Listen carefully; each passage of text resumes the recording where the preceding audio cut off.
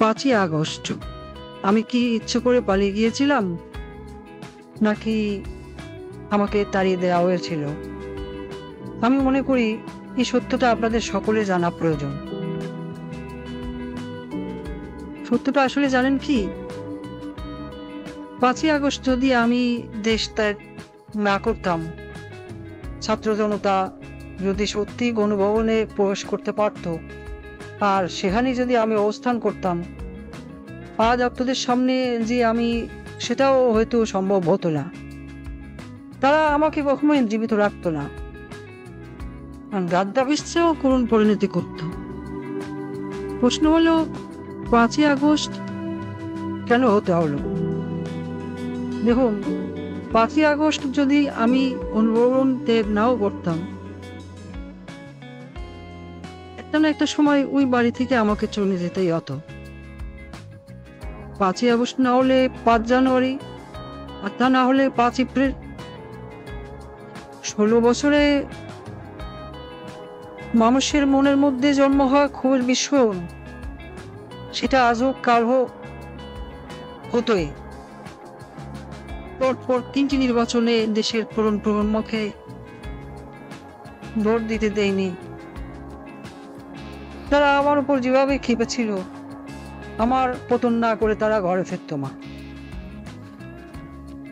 আসলে আমার পরিবার পরিজন আর দলের নেতাকর্মী, তারা এই যে দেশে যে পরিমাণ দুর্নীতি, লুটপাট আর রাজধানীর রাজত্ব কায়েম করেছিল, শক্ত হাতে তা দমন না করতে পারাই হয়তো আমার রাজনৈতিক জীবনের সবচেয়ে বড় ব্যর্থতা।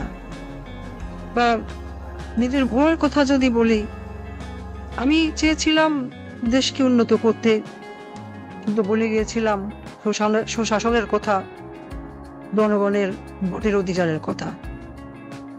কিন্তু প্রশ্ন হলো, ঘৃণা কি শুধু আমার একার প্রাপ্য? আমি কি একা একা এই দেশ রোধ করেছি? আমার তো একটা পরিবার ছিল, একটা বড় দল ছিল, তারা তো উন্নয়ন বলে সবসময় কান ঢালাবলা করে ফেলতো। তখন কি কেউ আমাকে বলেছিল, আপা উন্নয়ন করেন, কিন্তু ভোটের অধিকারটাও জনগণকে দিয়েন? কেউ বলেছিল? আমি এত বড় ভুল পথে চলে গেলাম, আমার পরিবারের কোনো সদস্য আমাকে কোনদিন একবারের জন্য বলেছিল? কেন? আমি কি শুধু তাদের কাছে টাকা কামাই করার মেশিন ছিলাম? আমাকে ব্যবহার করে শুধু আমার দলের নেতা কর্মীরা পয়সা কামিয়েছে তা কিন্তু না।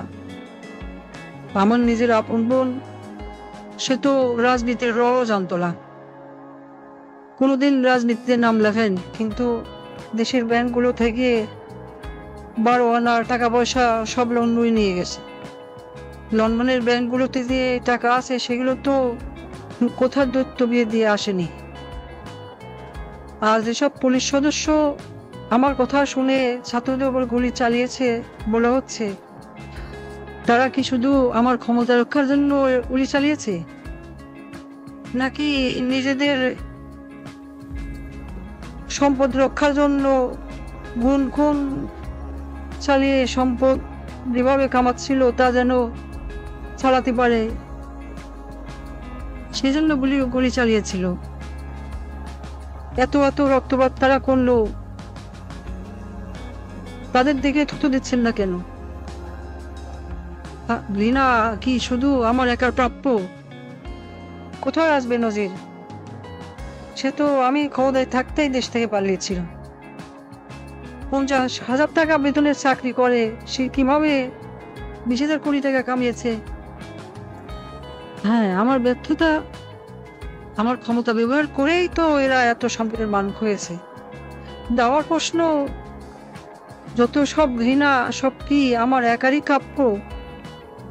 সবকিছুর জন্য যেন আমি একাই দায়ী, এই প্রশ্ন আমি রেখে যাচ্ছি।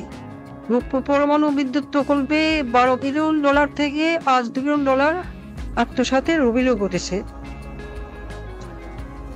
শেখ রেহানা কেন এত টাকা দাবি করলো? সে রাজনীতি করবে না, কোনো অপকর্মের ভাগ নেবে না, কিন্তু প্রকল্পে প্রকল্পে সাদাবাজি করলো, দেশের ব্যাংকগুলি লুট করলো। কিছু বললেই বলে বাপ তো তোর একার না, শেখ মুজিব আমারও বাপ। আমি বলি দেশ লুট করা বাপের গোদ তুলি না।